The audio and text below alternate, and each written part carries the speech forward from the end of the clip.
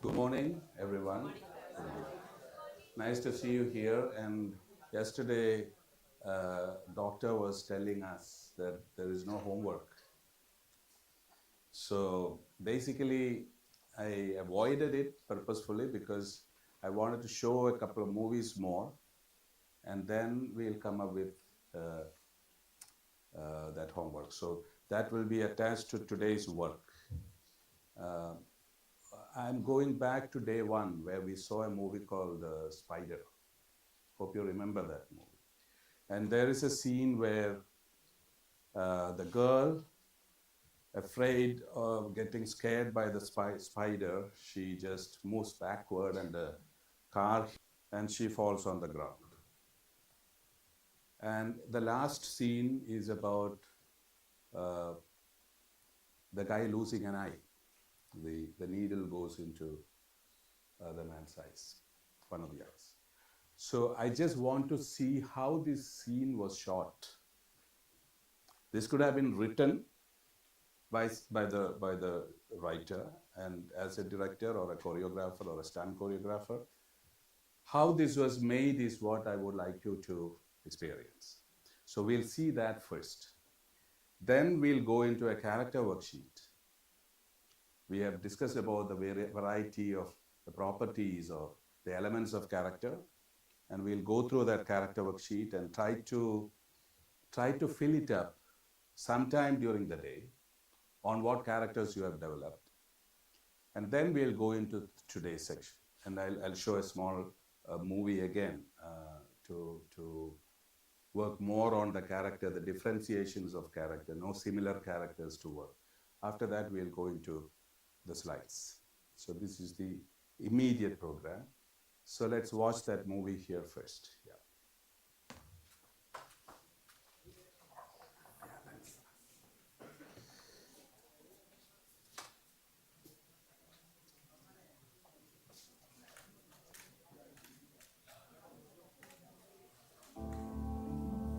Most of the short film ideas I have come from either recurring thoughts or dreams. I think So it was one of those things that I kept thinking about, and after a while, I just know I have to make it, otherwise, I'm just going to not stop thinking about it.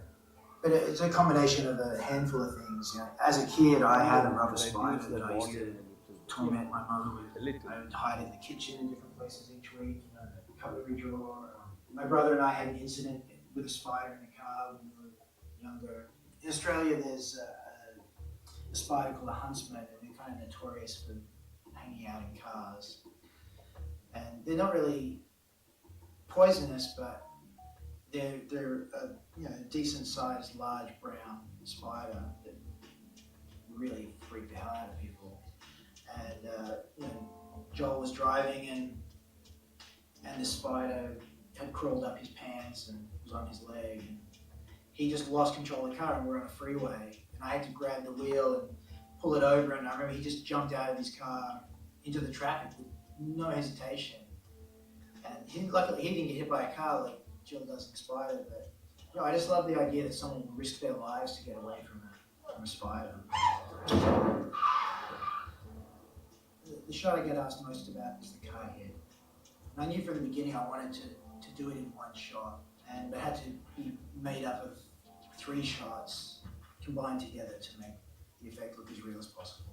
The first shot was the actress have her jump out of the car into the traffic and get hit. So what we did, the first shot is Mira jumps out of the car with a waist belt with a wire attached to it, and someone off camera is pulling her once she jumps back on the wire by the hip, and it just gives the effect that she folds like she's being hit in the side by a car. That was the basis of the initial part of it. The second shot is the camera in the same position, an articulated dummy dressed up to look like her, hanging on fishing line, and gets hit by a car traveling at the speed of the traffic. The articulated dummy weighs almost the same as her, so it doesn't just look like a floppy dummy, it actually has weight and looks like a person getting hit by a car, especially at a distance and at speed. The dummy won't fall always the right way. Her getting hit and flying and landing on the ground.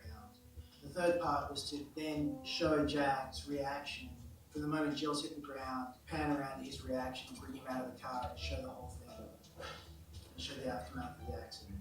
So that was done by putting the camera on a crane and then pulling it through the car. Now, the crane couldn't be there originally because the car would have hit it. So that had to be done in a third pass. And we were able to then have the crane sitting over the top of me while I lay down, the seat folded back, door open, camera from the side. And as the camera comes through, as it's looking at her, as it gets past me, I have to quickly wind up my seat, close the door, act like I'm already in that position the whole time. So by the time the camera comes around, it looks like I'm just sitting there in shock for what's happened. And those three shots combined together gave the effect that it was all one shot. And I'd seen a handful of short films where it's like a gag at the end of a film, someone gets hit by a car, and that's kind of the end of the film. And I thought if I'm going to do something like that, I wanted to show what the reality of that is. If someone's getting hit by a car, how fucked up are they afterwards? And you see the damage that's been done, and I wanted to show what would happen afterwards. You see how mangled she is, and the ambulance arriving, and the paramedics dealing with her, and how distraught he is after what's happened. I thought if I could show that, then it would take it away from just being a gag. Keep your eyes focused on me, sweetheart. Guys!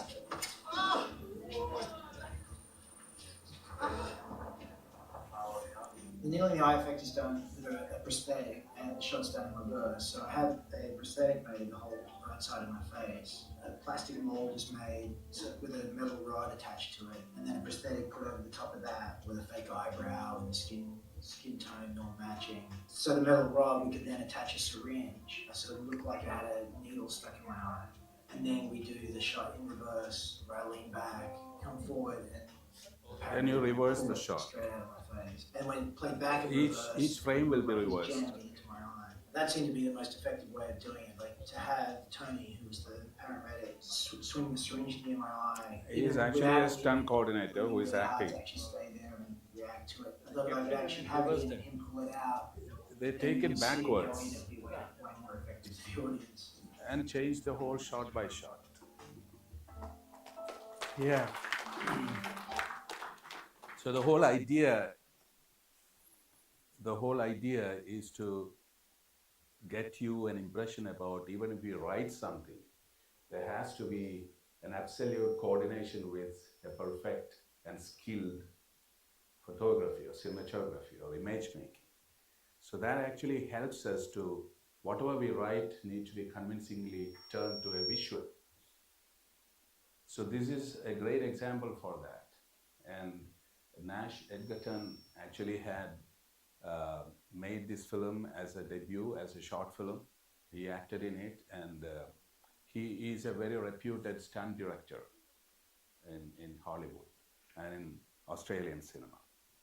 So what I'm trying to say is, when we write something and when we execute it well, you guys mostly may be focusing on a short film, and then you write it and then you execute it well. That actually is your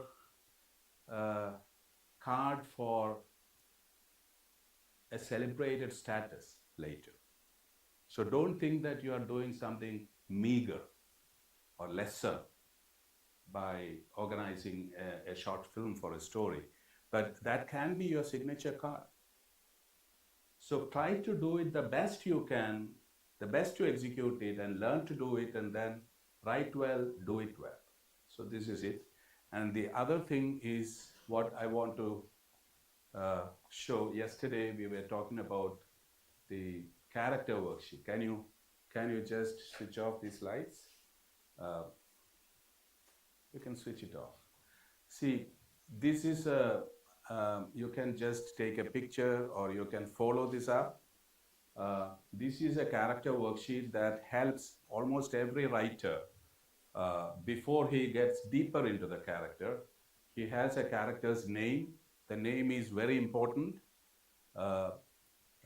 because in most of the cases when you have a negative character, the name cannot be a very simple, joyous name. It has to be a different kind of a name for an antagonist.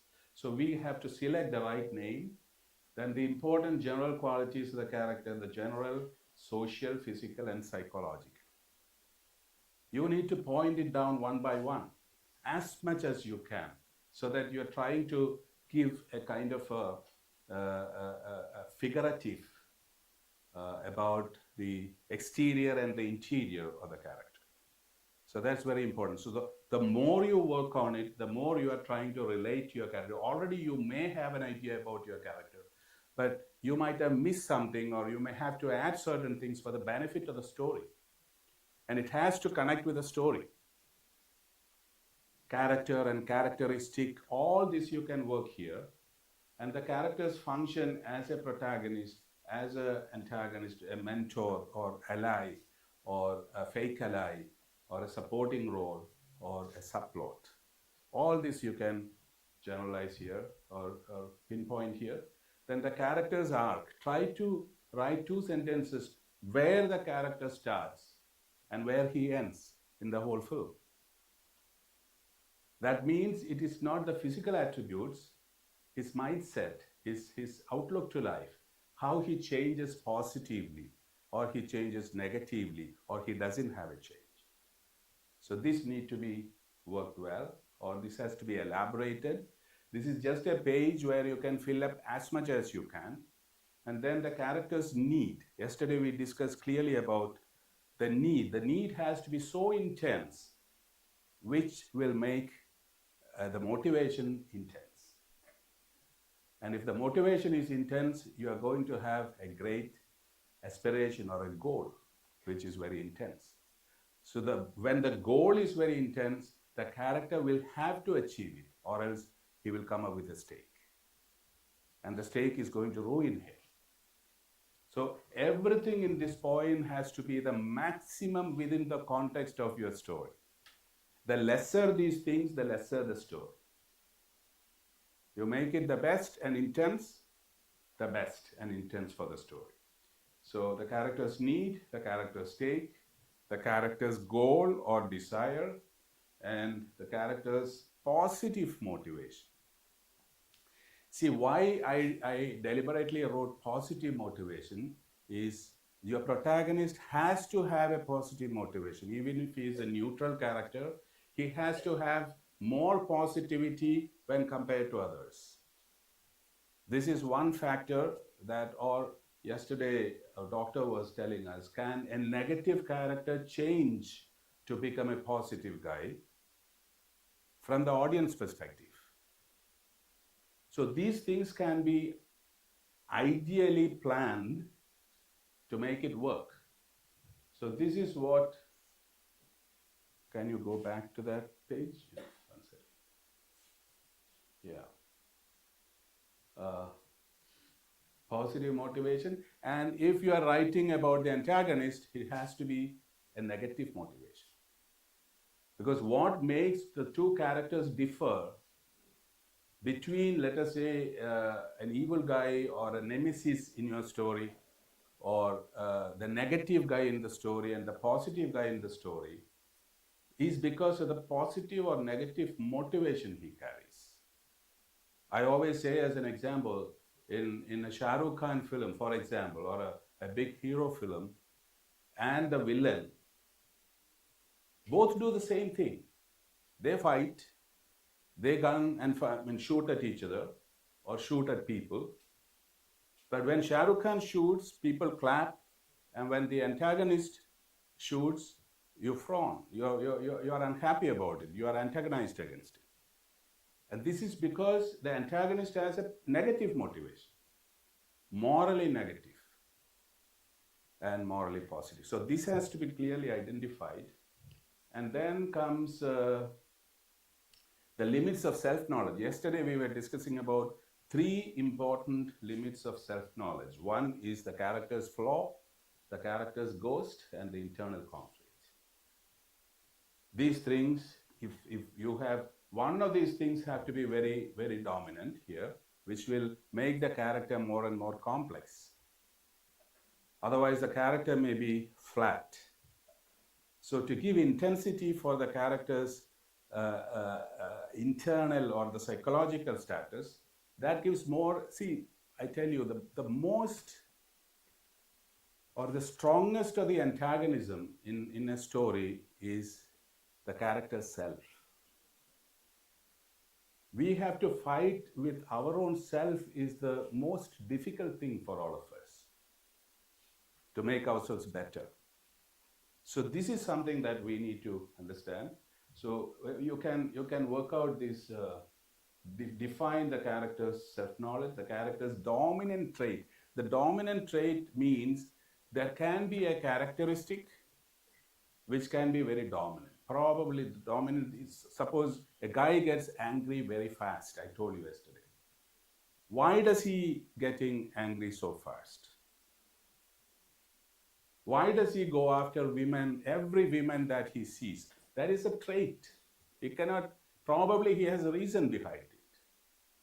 So in my own movie called Guna, as we were discussing right now, there is the character's trait is he's an obsessional psychoneurotic. He doesn't know about it, or he cannot understand these complications or complexities of the psychological complexities that he carries. So the trait, the most dominant trait has to be identified.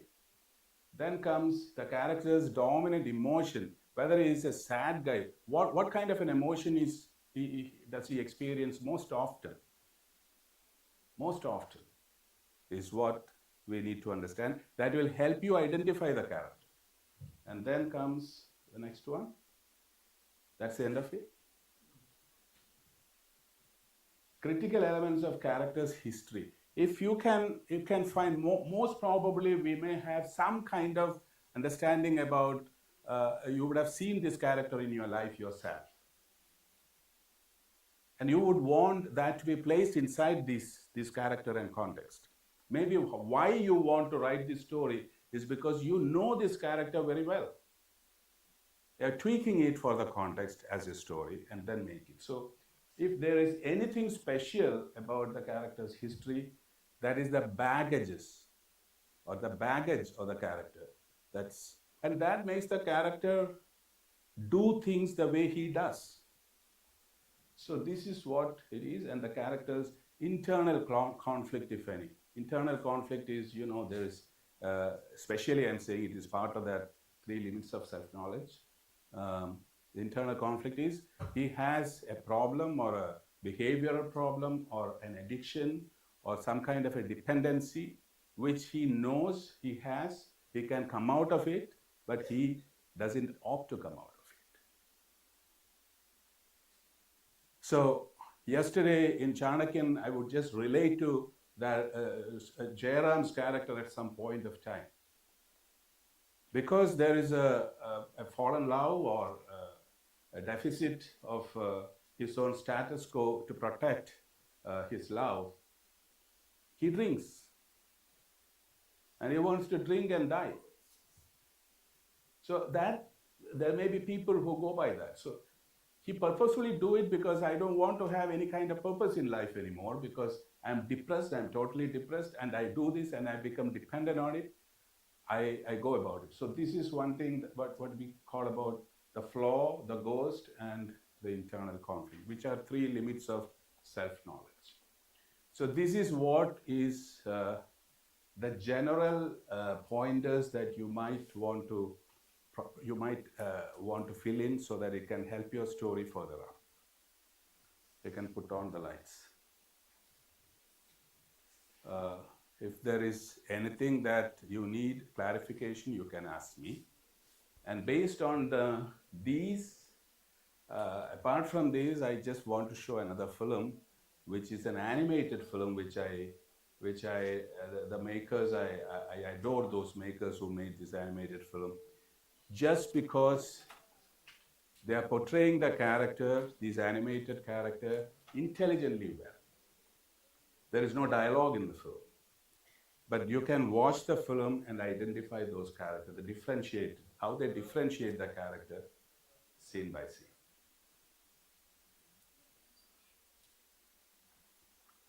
Can we show that film? Yeah. Garden Party, right?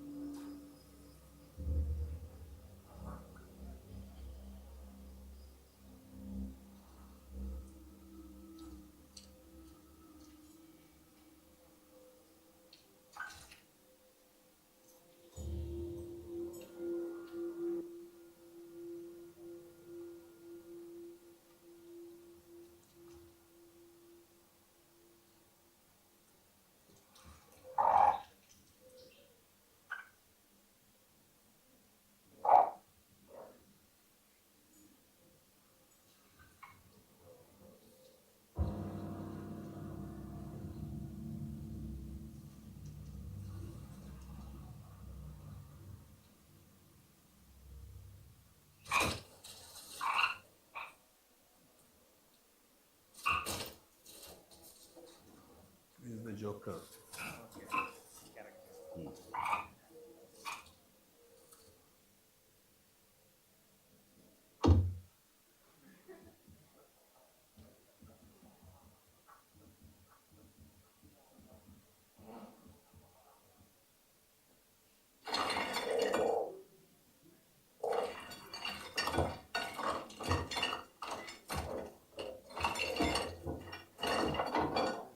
Ugly guy. The glutton.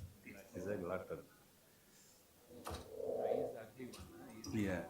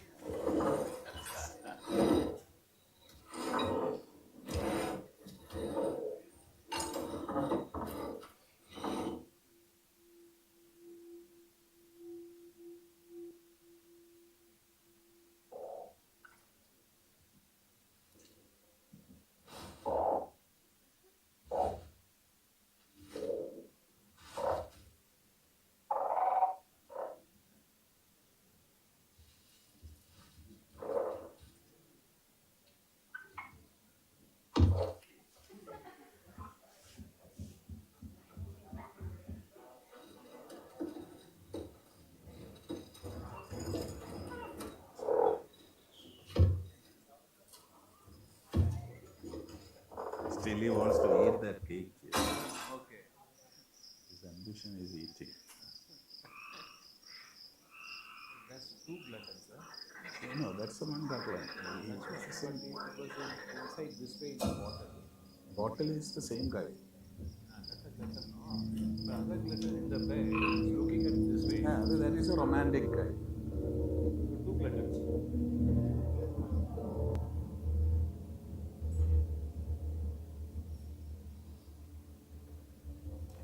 Excellent subtexts are there.